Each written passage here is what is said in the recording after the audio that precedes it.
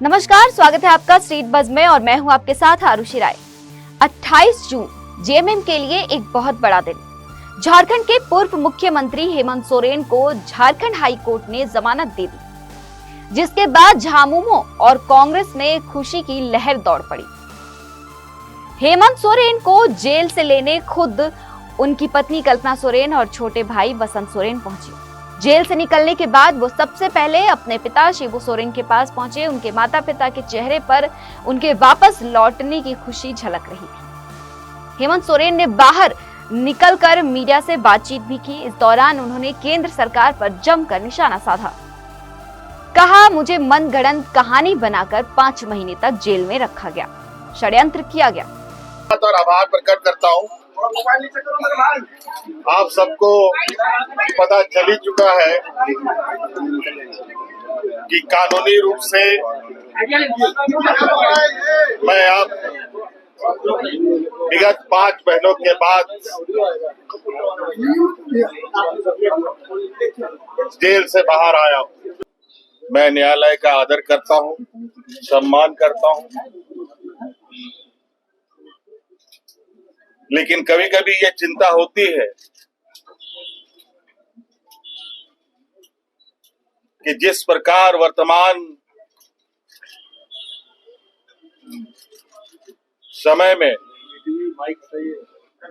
आज के दिन राजनेता, समाजसेवी, लेखक, पत्रकार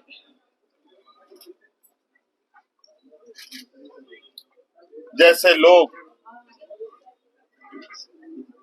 बड़े सुनियोजित तरीके से उनकी आवाजों को बंद करने का प्रयास किया जा रहा है।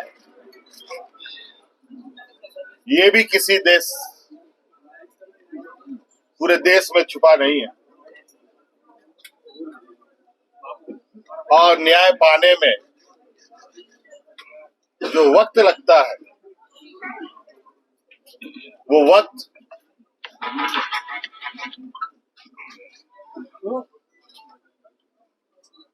जो सामान्य वक्तों से महत्वपूर्ण वक्त होते हैं, उन वक्तों को बड़े सुनियोजित तरीके से वर्तमान वक्त में लोगों के लिए मुसीबत खड़ी कर रही है। एक झूठे मनगढ़ंत कहानी गढ़कर मुझे 5 महीनों तक जेलों के अंदर रखा गया। इसी प्रकार आप देख रहे होंगे देश के अलग अलग हिस्सों में कहीं पत्रकार बंद है, कहीं सरकार के विरुद्ध आवाज उठाने वाले लोग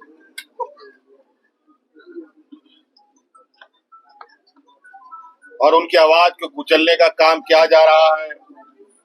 दिल्ली में मुख्यमंत्री जेल में बंद है, कई एक मंत्री रहते हुए लोगों को जेल में डाल दिया जा रहा है। आज मुझे लगता है ये एक संदेश है,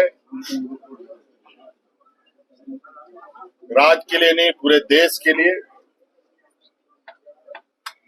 कि किस तरीके से हमारे विरुद्ध षड्यंत्र रचा गया है। अभी कानून के जो आदेश हैं वो आपके सामने आपको देखने को मिलेगा। बता दें कि कथित जमीन घोटाला मामले में ईडी ने 31 जनवरी 2024 को लगभग 7 घंटे पूछताछ के बाद हेमंत सोरेन को देर शाम गिरफ्तार कर लिया था, जिसके बाद से हेमंत सोरेन न्यायिक हिरासत में पिछले 5 महीनों से थे। ये मामला था रांची के बड़गाई अंचल स्थित 8.5 एकड़ जमीन को अवैध तरीके से खरीद बिक्री करने का, जिसमें पूर्व मुख्यमंत्री को गिरफ्तार किया गया था। हालांकि अब 5 महीने बाद उन्हें जमानत मिली है। इससे सत्ता में सहयोगी दल कांग्रेस ने भी अपनी खुशी जाहिर की। कार्यालय में एक दूसरे को लड्डू खिलाया। कांग्रेस प्रदेश प्रवक्ता राकेश सिन्हा ने कहा, हमें न्यायालय पे पूरा भरोसा था कि हमें न्याय मिलेगा। सत्य की जीत हुई है और हेमंत सोरेन जी को न्यायालय से जमानत मिली।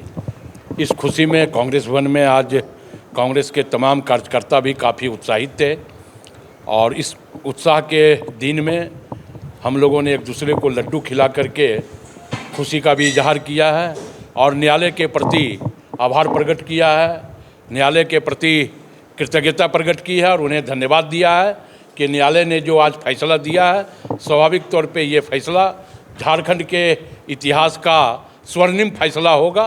क्योंकि केंद्र की सरकार के द्वारा जिस प्रकार हेमंत सोरेन जी को एक साजिश और षड्यंत्र के तहत फंसा करके जेल भेजने का काम किया गया था, उस पर आज हाईकोर्ट ने अपने फैसले पर यह साबित कर दिया कि यह जो है हेमंत सोरेन जी को साजिश के तहत जेल भेजा गया था। तो हमें यह लगता है कि आज सत्य जीता है और झूठ पराजित हुआ है।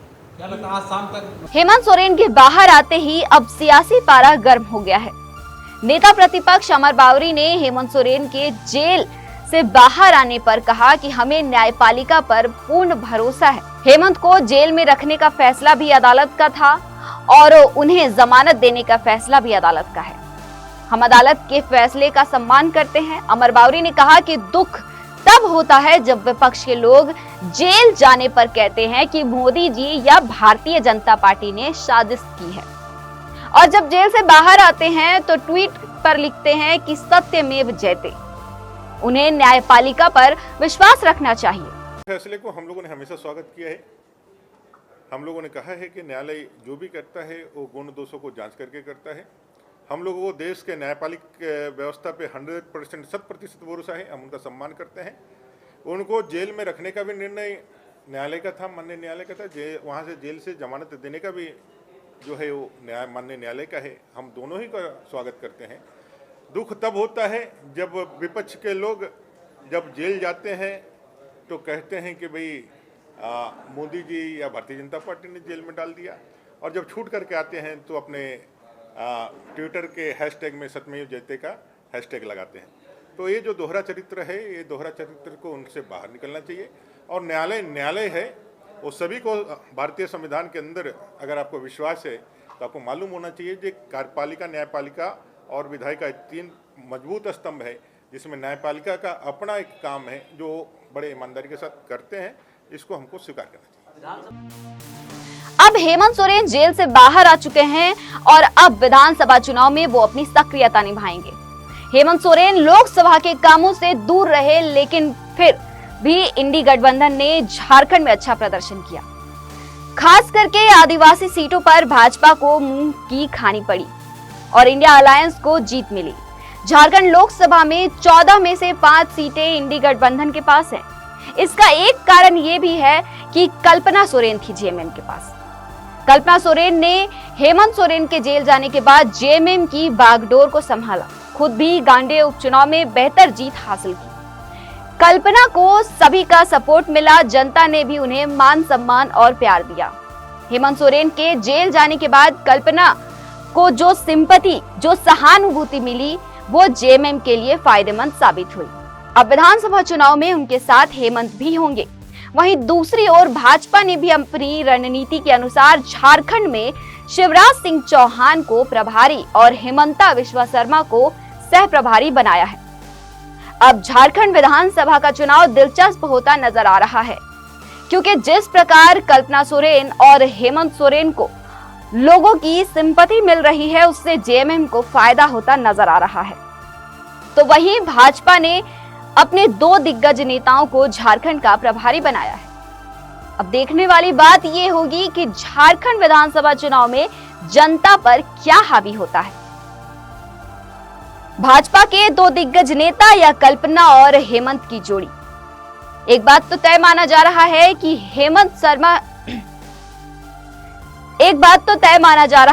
कि हेमंत सोरेन के वापस आने से और कल्पना सोरेन के पार्टी में आ जाने से विधानसभा में भाजपा की राह मुश्किल होती नजर आ रही है। इस पर आपकी क्या राय है, कमेंट में जरूर बताइएगा और बने रहिएगा स्ट्रीट बज़ के साथ। और अगर अब तक आपने हमारा चैनल सब्सक्राइब नहीं किया तो हमारे चैनल को सब्सक्राइब करें और बेल आइकन दबाना ना भूलें।